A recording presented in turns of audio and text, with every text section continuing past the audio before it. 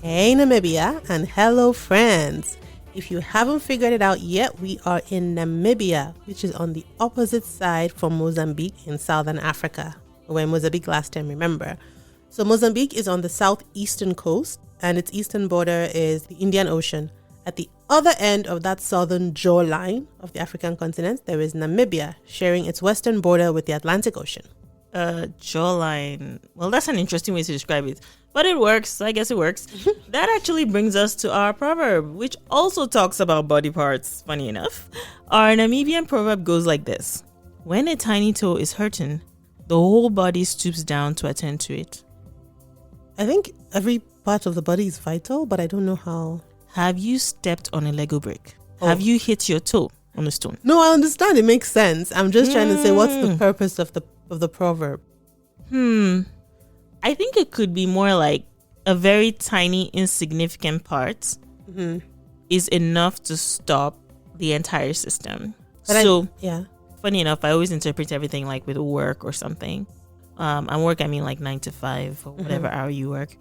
But even though you're a tiny part in a mostly like mid to large size organization. Oh, like a cog. Yeah, if you're a little part of the cog of the machine or whatever it is, you're an important part. And if you disappear, something's going to give. And it depends on what your role is. I was going to say. If you're like the IT person and you go away and lock everyone out of the organization, that's going to be fun. But I've been watching a lot of Reddit reader YouTube videos where they talk of like malicious compliance. Oh, you so need to watch clickbait.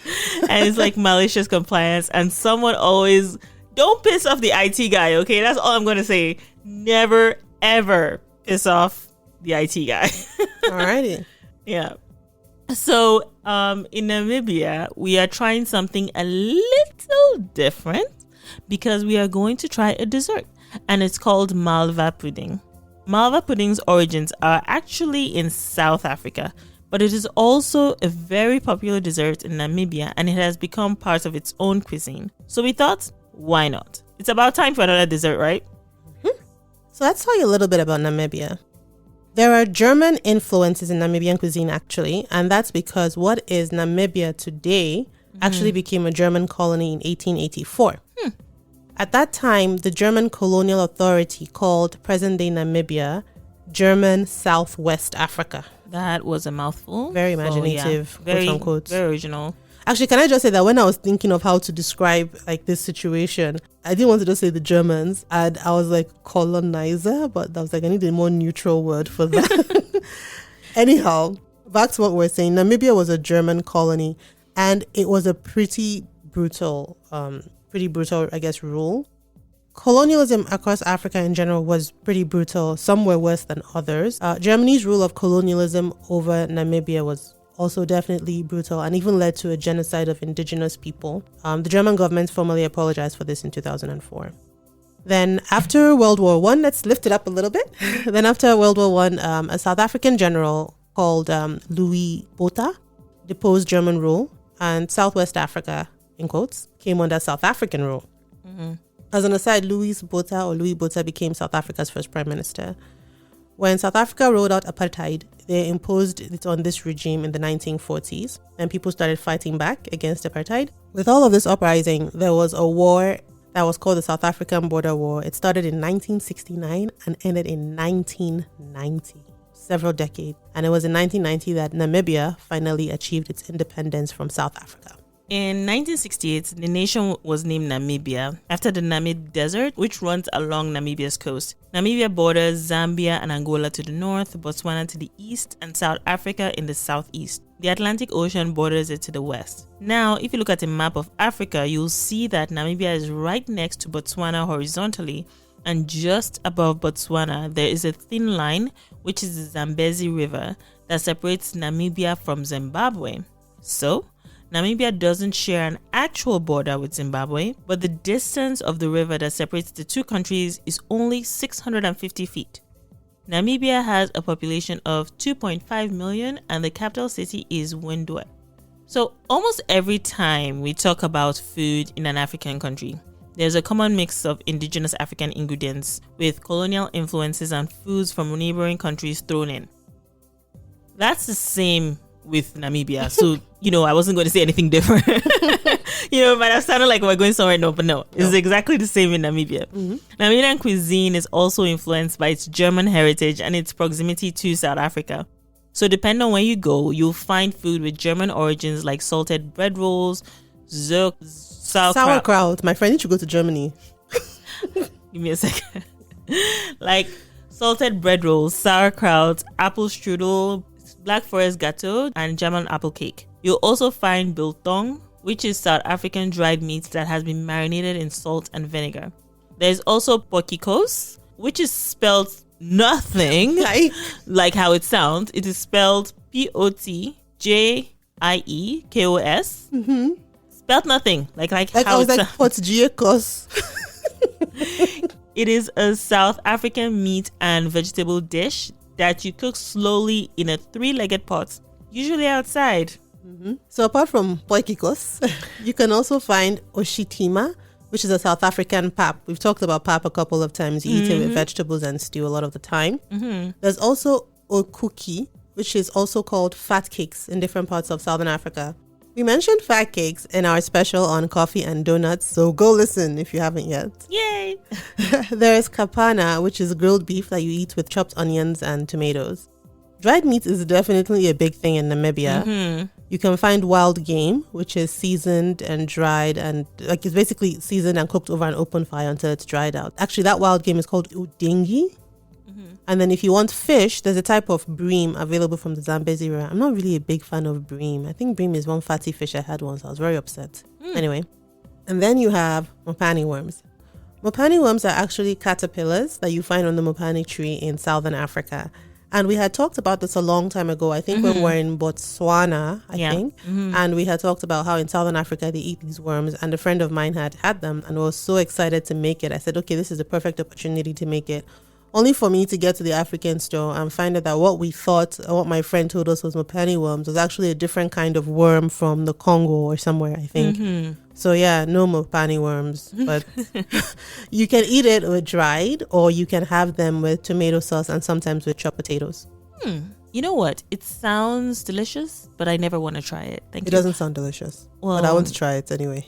I don't know. The fact that maybe they call it mopani finger food or something. The word worm, I think, is just off-putting for me. But anyway, that's probably why they call it. I don't remember what the name is, but they call it something else. There's like a native name that they call it. Yeah. So yeah. If someone tricked me with that name, I think that I'll eat it. Now let's talk about Malva Pudding, which is our feature in this episode. It is essentially looks like dark carrot cake. There's no carrots in it, but that's the closest I can use to describe it. It's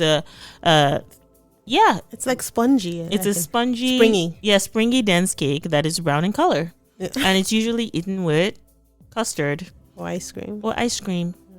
And so you can imagine that I'm smiling right now. All right, Ijoma, over to you. Oh, okay. So we actually made the low-fat version, believe it or not, because they use eyeballs. We used half the sugar that you would normally use. I know. So basically what you have is this. So it would have been, sorry for interjecting. So it would have essentially, because I know a baklava gets really, really sugary. Yeah. Any more sugary than it was, we would have been having baklava. I don't know. Yeah. Go ahead. Sorry. Well, to be fair, I'm not sure because the recipe I used said they used half the sugar they would normally use. So basically what you need for this is some melted butter, eggs, flour, apricot jam. Do you say apricot or apricot? What do you say? Apricot. Interesting. Okay. I feel like the A is like a North American thing. Okay. I get confused. So it's like gala and no, never mind. It's always gala. It's never gala. But I'll go back to what I was saying. You need melted butter, some eggs, flour, a tablespoon of apricot or apricot jam, baking soda, brown sugar, freshly squeezed lemon juice or white wine vinegar if you have it, and then milk, liquid milk at room temperature. And then you have a syrup. So basically you make this cake, and then while it's still hot, you pour a hot syrup over it and allow the cake to absorb the syrup. Now for the syrup, in this particular recipe, we used butter, brown sugar, and boiling water. But in the original recipe for the syrup, you should actually use cream. So this was like a low-fat version that I found, lower fat version that I found. So basically what you do is, to make this, you combine all your stuff for the cake, you mix them in, you stir in your apricot, your jam, everything, put that together, and then you bake. Now, this is where I got scared. According to the recipe, you heat this thing, the oven, up to 482 degrees Fahrenheit.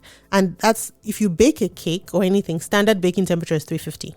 So I was like, my kitchen is going to burn down.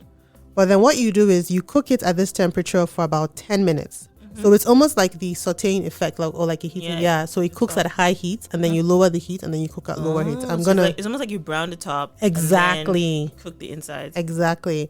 I think I used a wider pan that was recommended, so that's why mine came out a little thinner, because that was all I had. Okay. Yeah. So it should actually be a little bit thicker than that, but it still came out fine. The total cooking time I think was like 20 minutes. I'm gonna post the links to the recipe. I loved this recipe. Everything came out perfectly. Don't be scared of the high heat. As long as you turn it down immediately, your 10 minutes is up, you're good to go. And then while this is baking, you now basically mix your butter, water, and your sugar to make your syrup. And then you take all this syrup. Don't be scared, because I looked at the quantity of syrup. I was like, this is way too much. You take that syrup and you pour it all over your pudding. And then you put it back in the closed oven where that's been turned off. And you just allow it to absorb all the syrup. And I'll post a picture where initially it looked like the cake was swimming in the syrup. And by the time you waited for some time, less than an hour, it had all been absorbed. And so you serve that with, like Yemi said, with your custard or with ice cream. But with that amount of sugar, I had it with plain fat-free yogurt. as if I was going to help my kids. Can you tell that some of us, we are trying to fit into our clothes post-COVID? Right? It's embarrassing. Once lockdown is done, some of us have to wear clothes again. I'm not paying for any more new clothes. Like, I need to fit back into my clothes. But yeah. Yeah. I loved it. Right. So, again, some of us are trying to fit into work pants now that lockdown may be coming to an end. So I was like, this is going to be dangerous. And it's interesting because we had the lower fat version, but the apricot or whatever you want to call it was amazing in it. You tasted it? I loved it. It was different. I loved it so much. Before you gush, let me just honest. What did you add? You guys, wait. I forgot to tell you something very important. You're supposed to use apricot. Please use apricot. What did you use? I use marmalade. Do you know why? Really? Do you know why?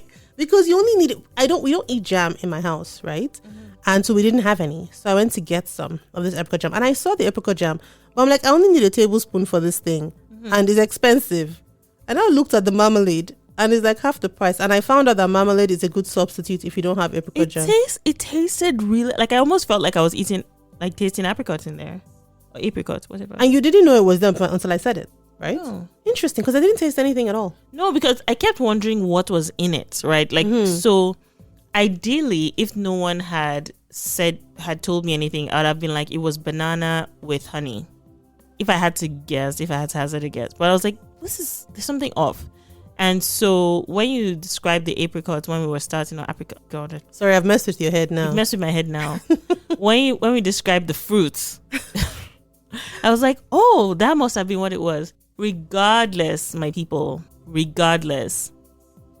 I was supposed to just have like a tiny piece because we've had this whole conversation, and I was like, I'm scared that we shouldn't have a whole baking dish of dessert. So because I froze mine, so you didn't freeze it. I didn't freeze my own. Oh wow, you ate it all, eh? I did. Okay, I did. I had mine with yogurt, and I had mine with like Greek yogurt. It was nice and thick. It's nice with Greek yogurt. Was it plain yogurt? Oh, and I warmed mine a little bit, so just warm. It's really good warm cake with really cool yogurt. Oh my God, people, just close your eyes. Maybe I should have some tonight. And imagine the beauty of that dessert in your mouth. And we didn't even use the rice ingredient. It doesn't matter. Okay. It tasted fantastic. I wonder what it would taste like with apricot. Well, now that you told me, you're kind of like ruined it for me. Like, stop. My cheap self was why are you pulling me away from my... Why am I spending $5 on this? I have already gone into like a zone, just like going back to that moment where I first tasted it, and now you're ruining everything. I'm sorry. Stop it. Sorry. But yeah, it was good. I love it. It was a very dense cake, but it was spongy. When you use your fork or whatever cutlery to cut through it, was bouncy a little bit. Yeah, it was bouncy, like a trampoline. Yeah, it was kind of like a trampoline, so it was almost like a little game. But at the same time, by the time because it was that thick with the ice cream or yogurt in my case, it almost, that contrast in textures. Oh my God. Yes. So good. So good. We're on a roll, Ijama. Actually, you're on a roll. Thank you. But at the rate I'm eating, I'm going to be rolling. Wow. I can't believe I laughed at that. I know, it's so funny. Like, I think for me, I enjoyed it. And I enjoyed it even more because, you know, when you're not sure if you're not making something properly. And then it turns out it turns out perfect. I loved this recipe. I like I said before, I didn't even use the right pan. And I was really scared about the temperature because 400 degrees in my house, the alarm goes off. This was 480. But it was perfect because it browned, I guess. It had like this slightly, not crunchy, but it was harder than the interior, which was like spongy. A cookie, like a soft cookie at the top. Okay. The syrup initially, because when I was making the syrup, it made me think of toffee. There was this whole caramelly thing going on. So I really liked it. I found it was very sweet for me. So I don't know if in the future I could actually have Malva pudding with ice cream. It would have to be with plain yogurt for me personally. But I find that my sugar tolerance is fairly low compared to other people. So anyway, like Yemi said, it was spongy. I was trying to think of how to describe the texture of it. And I was like, will I say it's like spongy moi moi? Like, I do not know what to call it. And do you agree? Like, no. It was like sweet. Okay, never mind. So let's just throw that out the door. But no, it was delicious. I love the sponginess and the squishiness. Honestly, I would say it's almost like I wouldn't say it's a sponge cake, but it's one of those very... It was kind of light too in a way, even though it was like a dense, squishy. Dense and light. Yeah. And I had it in different ways because when I was done, I dusted a little bit of cinnamon sugar over it and wow. But I'm partial to cinnamon. So that's one way because I like dusted a little bit. I was like, oh, this looks so pretty. And then I tried it. Absolutely loved it. Would definitely make it again for sure. Just like Yemi, I had it with yogurt. Mine was plain yogurt. So there was a sweetness of the pudding versus like a sourness of the yogurt. It was just beautiful, beautiful, beautiful. So all we want to hear from you is that you are going to try Malva pudding. Yep. And so when you do, not if you do, but when you do, let us know how you liked it, not if you liked it, as you can. You will like it. You must. And of course, don't forget you can buy us virtual cups of coffee. The links are in all our social media platforms. So, as always, thank you for listening.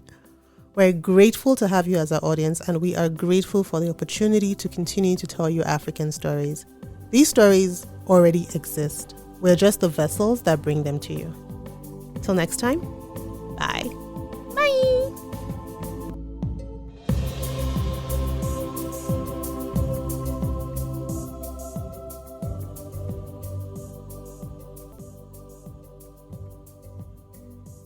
Thank you for listening. While the podcast airs every 2 weeks, we have a backlog of episodes just waiting for you to enjoy.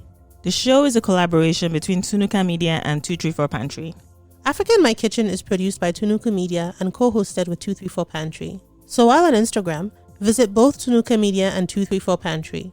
With Tunuka Media, you'll find out about more shows produced which aren't necessarily food related, while on 234 Pantry, you will get more food related content. For example, Tunuka Media also produces another show called Overlooked, which I host. All the links with the relevant information to connect with us are located in the show notes. Like, subscribe, and share within your community. We'd also really love for you to give the show a high rating wherever you enjoy your podcasts.